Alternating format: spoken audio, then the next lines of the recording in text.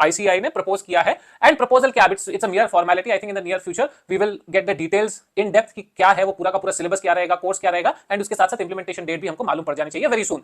It should be almost in the final stages now. और हम of course structure तो सबको ही पता है, प्रपोज स्ट्रक्चर की आपका आर्टिकलशिप का पीरियड कम कर दिया जाएगा, आपके नंबर ऑफ सब्जेक्ट्स कम कर दिए जाएंगे। जो थोड़े सब्जेक्ट्स थे, instead of studying them separately, it will be merged with in the other subjects. Core subjects का कांसेप्ट आ गया है, जैसे now institute is clearly focusing on more on the core CA subjects like accounting, taxation and auditing. Even final में अगर आप देखोगे तो law या फिर कॉस्टिंग, SCMP, उसको उसने एक सेल्फ पेस मॉड्यूल या किसी अलग तरीके से पढ़ाने की कोशिश की, rather than a full fledged subject जहां पर आप बैठ के रट्टा मार रहे हो। Because the institute understands that हो सकता है इन टॉपिक्स पे इन डेप्थ नॉलेज उतनी शायद ज्यादा जरूरी नहीं है आज एक चार्टर्ड अकाउंटेंट को, बिकॉज उसके लिए तो CS है, उसके लिए तो CMA है, तो अपने को क्यों चाहिए वो वाली नॉलेज।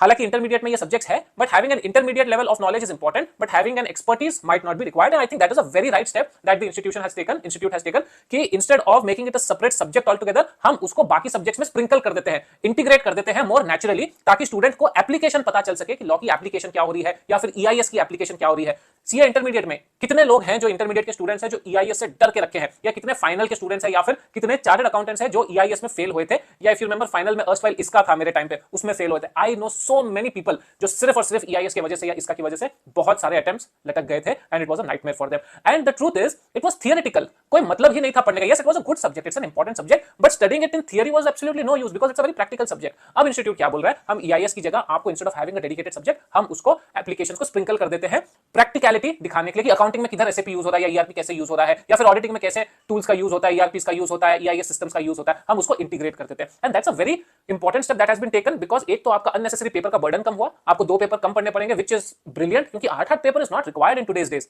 6 पेपर पढ़ने पड़ेंगे आपको दोनों ही स्टेजेस में, एंड जो पेपर्स है उसमें फिर नॉलेज थोड़ी इन डेप्थ हो जाएगी, थोड़ी इंटीग्रेटेड नॉलेज हो जाएगी, कॉम्प्रिहेंसिव नॉलेज आपको मिलने लगेगी। So from that point of view you will become much more stronger in application than just in theory. So I think that's a very good move. Reducing the period of articleship is an excellent move. देखो, to be very honest, and separating the study period and the articleship period is also, आप शायद realize नहीं करो, but it will save a lot of students the unfair practices that principals take. I am telling it openly. और काफी सारे students I'm sure आप लोग खुश भी होगे कि मैं खुल के बोल रहा हूं, कमेंट करके मुझे बताना। I know many students, they reach out to me कि सर हमारे प्रिंसिपल ने हमारा जीना मुश्किल करके रखा है, and we have no option. हमको छुट्टी नहीं मिलती, हमको लेट आज काम करना पड़ता है, हम पढ़ाई पे फोकस नहीं कर पा रहे, हमको लीव्स नहीं मिल रहे, हमको छुटकारा नहीं मिल रहा।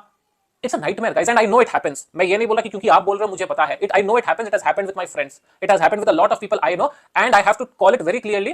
This is one aspect where institute has not been able to give students a respite. हो सकता है थोड़े students भी exaggerate करते होंगे। देखो, गलती उस तरफ की भी रहेगी, थोड़ी exaggeration कई केसेस में इस तरफ की भी रहेगी, but this problem is genuine. There will be students who are suffering very badly.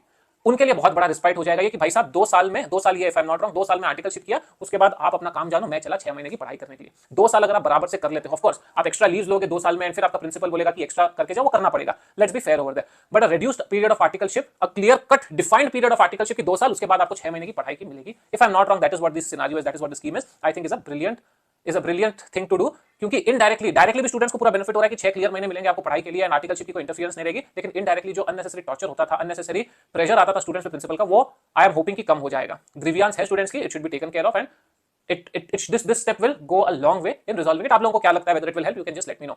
उसके अलावा अगर आप देखो इंडस्ट्री में क्या ढूंढ रही है अभी पब्लिक, जो एम्प्लॉयर है उसको क्या चाहिए, उसको नहीं चाहिए कि आप रैंक 1 हो क्या। ऑफ कोर्स रैंक 1 को ज्यादा सैलरी मिलता है because you are deemed that you are more intelligent, but that's not the case. Rank 1 तो हो सकता है, या रैंक 5 या रैंक 10, ऐसा भी हो सकता है कि मैंने रट के लाया है, I am a very good person in memorising things, मैंने पेपर एकदम चकाचक लिखा है, बट मेरा प्रैक्टिकल नॉलेज जीरो है। There are cases which has happened कि rankers have not been able to impress the employer after taking job, because वो उनकी एनालिटिकल कैपेबिलिटी नहीं थी, उनकी थी हम एग्जाम्स अच्छा लिखते हैं, हमने रैंक ला लिया है, but analytically we are not good.